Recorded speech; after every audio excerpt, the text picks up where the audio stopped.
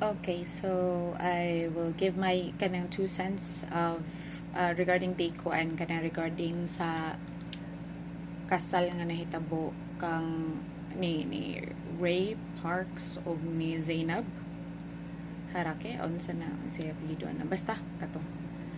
Well, first of all, kato bitang ilang gingon nga no phones, no pictures, no videos. It's their right. For one thing, ang kasal sagrado. Di dapat i-content. Pero kung i-content man kani, it's up to the newlyweds na mo content na kay ilahaman na. Okay. Ikaduha, there are a lot of noise sa usaka kanang social media platform regarding sa katobitang si pangalan katong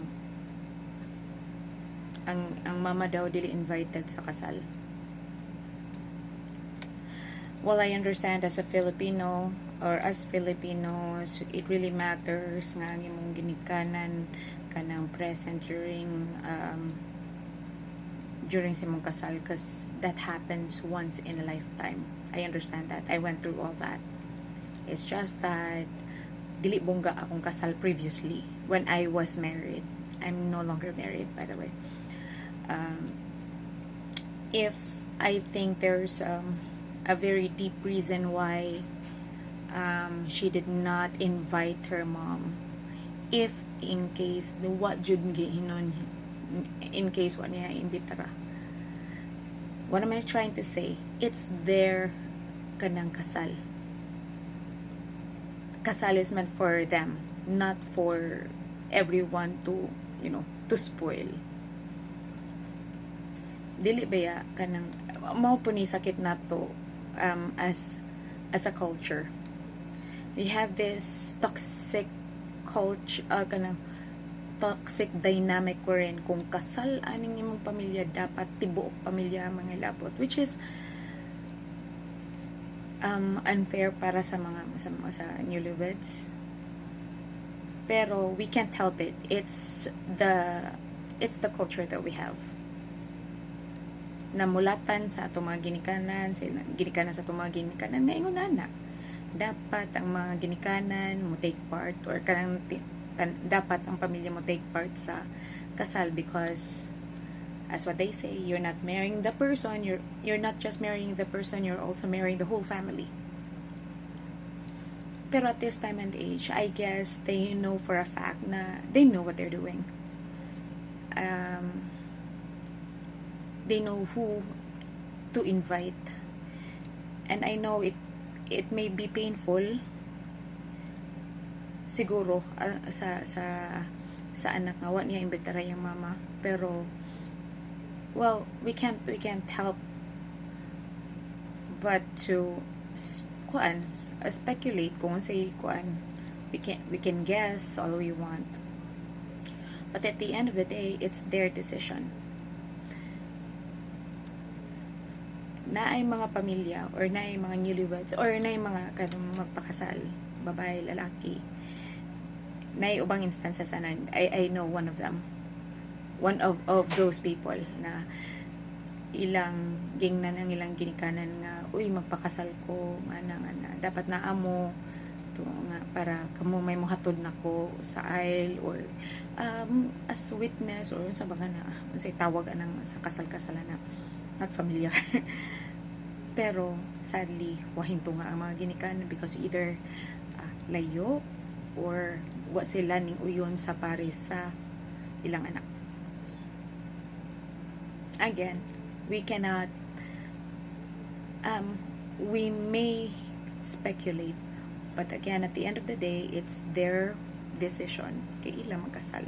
Sila man duha ang mag-unungay hantod sa hangtod kana kung maabot sa hangtod, but I'm sure they will.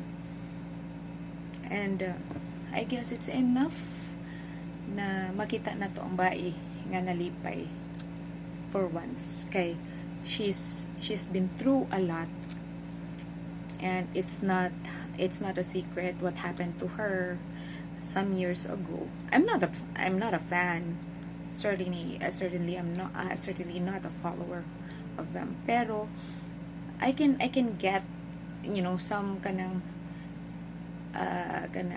videos, mga kanang small videos here and there about ana nila, which would really it's really painful sa part sa babae nga gihatag niyang tanan, pero ana. And now that she's happy with someone that she is married to, we can just, let it go and let her be happy for once. And the issue of her nga naghatag siya og unsa na, regalo nga car worth 5 point something million. It's her money. I mean, why would you dictate someone what not and what to give as a gift kung wa man kaning hatag sa iyo, kung di may kwarta niyang gipalit, di ba? Iya man ang kwarta, so iya na, she has the right to spend that money with whatever she wants.